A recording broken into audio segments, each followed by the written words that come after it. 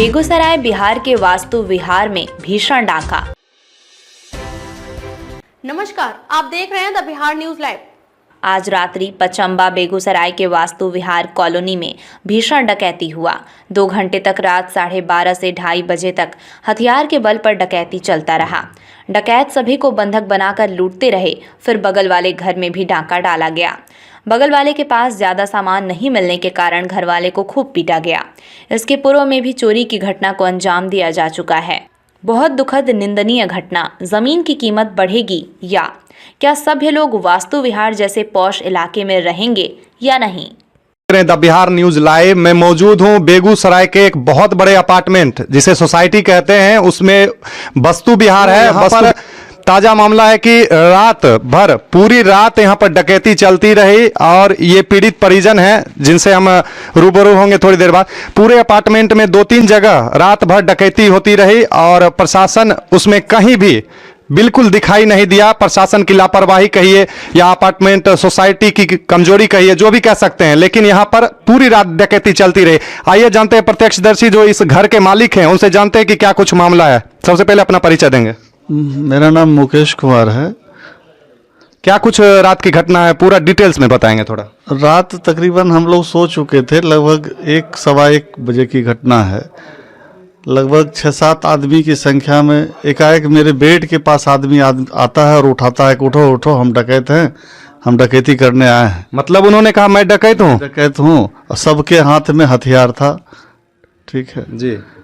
और बिल्कुल बेतरतीब ढंग से चैन खींचना शुरू कर दिया। वाइफ का गला से छीन लिया, कान का छीन लिया। उसके बाद हाथ पैर बांध दिया, वाइफ को भी, मेरा भी, मेरा बेटा का। कितनी संख्या में डकैत थे? मेरे घर के अंदर तो 6-7 तो हम देखे। अब इस दूसरे रूम में कितना था नहीं मालूम, क्योंकि हम लोगों को वहाँ पे बांध दिया गया था। जी। अच्छा, बांध दिया गया आपको? पैर हाथ बांध दिया गया था, मुंह भी बांध दिया गया था। उस जगह पर भी आपको लेकर चलेंगे जहां पर इनको बंधक बनाकर पूरी रात डकैती चलती रही। उस जगह पर भी आपको दिखाने का प्रयास करेंगे।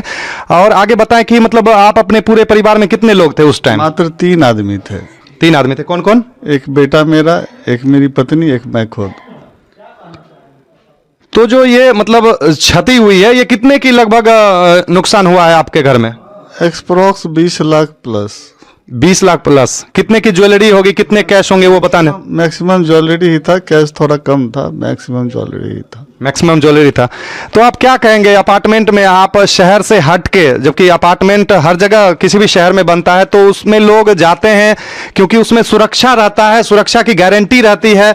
इस तरह की जो वारदात यहाँ पर हुई है उसके बारे में क्या कहना चाहेंगे? नहीं, ऐसा कुछ नहीं है। अब हम लोग तो इतना डर गए हैं, अब लगता है कि भाई यहाँ छोड़ के अब भाड़े के मकान में ही सही, अब शहर में ही रहना पड़ेगा। तो आप यहाँ पर कितने दिनों से रह रहे हैं? 2015 से। आप कहीं जॉब करते हैं? हम व्यवसाय करते हैं। व्यवसायी हैं। तो इस तरह की घटना अगर शहर में हर जगह होती रही तो आदमी कहाँ सुरक्षित है इसका आप अंदाजा लगा सकते हैं। कहीं भी जब अपार्टमेंट में आप सुरक्षित नहीं हैं तो आदमी क्यों अपार्टमेंट में इतने रुपए खर्च करके? कितने रुपए आपको लगते होंगे यहाँ के? लगभग आपका जो मकान है इसका कितना चार्ज लगा होगा? मकान में तो तकरीबन जिस समय हम लिए थे 2015 में, उस समय लगभग 32 लाख के आसपास लगा था। कितने BHK का ये फ्लैट है पूरा? 2 BHK, 2 BHK, 3 BHK का। 3 BHK। हाँ। कितना लगा था उस समय? 30 लाख 32 लाख के आसपास लगा था।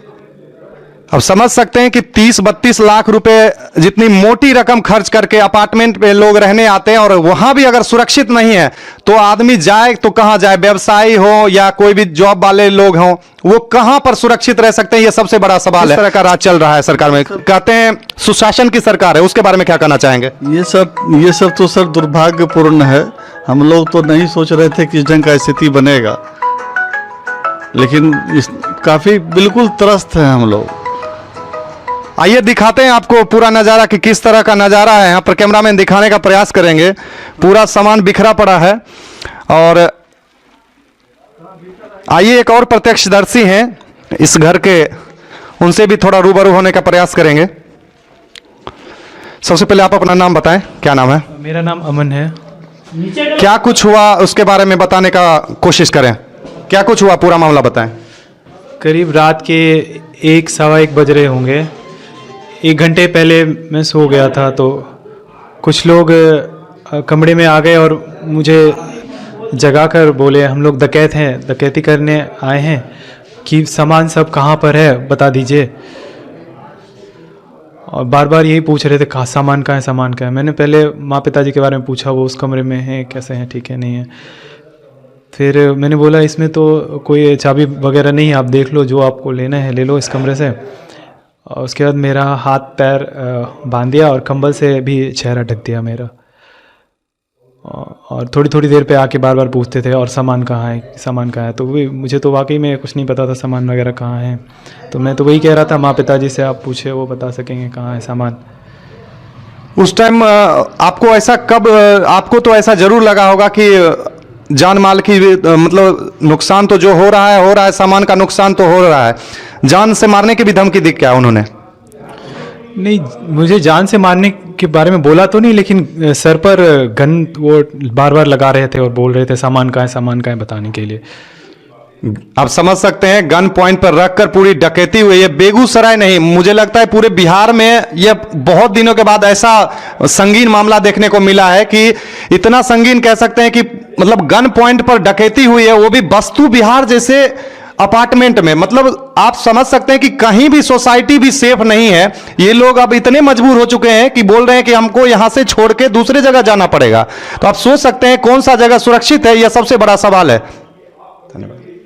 देख सकते हैं जैसा कि यहाँ से तार काट कर वो लोग इस खेत के रास्ते यहाँ से अंदर आए थे।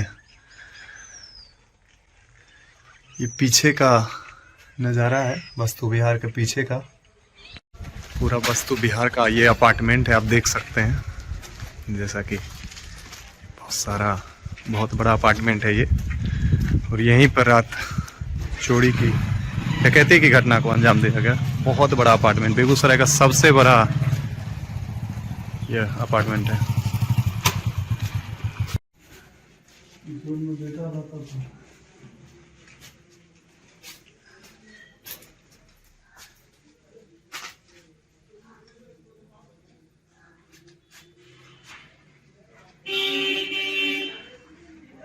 देखिए फाड़ फाड़ के सब गोरा बांध दिया उसी का।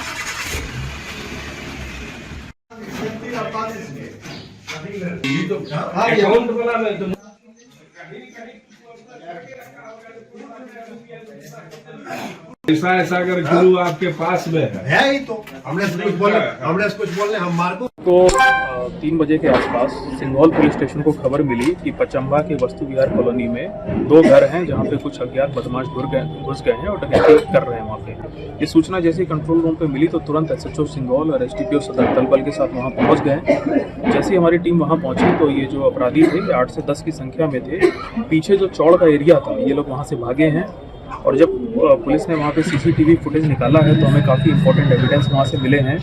और पुलिस ने जो उनका भागने का रास्ता था वो काफ़ी दूर तक उनका पीछा किया है। तो हम लोग ने लगभग आइडेंटिफाई कर दिया है कि लोग किस एरिया से आए थे और किस एरिया में भागे हैं। और संभवतः ऐसा प्रतीत हो रहा है कि कॉलोनी में किसी ने अंदर की जानकारी दी है, क्योंकि इन्होंने उसी घर को टारगेट किया जहाँ पे कोई व्यक्ति था नहीं, लेकिन वो जो व्यक्ति परिवार था उसी दिन घर पे वापस आ गए थे। तो इस मामले में अनुसंधान के लिए एसडीपीओ सदर के नेतृत्व में विशेष टीम का गठन किया गया है। ऑफिसर की टीम बुलाई जा रही है और हम लोग बहुत शीघ्र इस पूरे गैंग को पकड़ के सलाखों के पीछे इसको भेजेंगे। क्या लग रहा है सर कि बंधक बना के इस घटना को अंजाम दिया? जब ये अपराधी घर के अंदर पहुंचे तो घर के सदस्यों को इन्होंने बंधक बना लिया, उसके बाद इन्होंने ये किया है। तो इसमें बहुत शीघ्र हम लोग गिरफ्तारी करेंगे, सामान भी बरामद होगा। इस पूरे गैंग को हम लोग तकरीबन सर क्या आइडेंटिफाई कितने रुपये मूल्य के जेवरात और नगद की लूट हुई है? उनसे बात की गई है, वो लोग एफआईआर अपनी लिख के दे रहे हैं, एग्जैक्ट वैल्यू उसमें लिख के देंगे, उसी हिसाब से इसमें बिहार से जुड़ी सभी प्रकार की खबरों को सबसे पहले देखने के लिए चैनल को आज ही सब्सक्राइब करें और किसी भी प्रकार के एड विज्ञापन के लिए आज ही संपर्क करें। संपर्क नंबर 8210130831, दूसरा number 9534282179। Founder CEO the Bihar news live Rishu Rajput.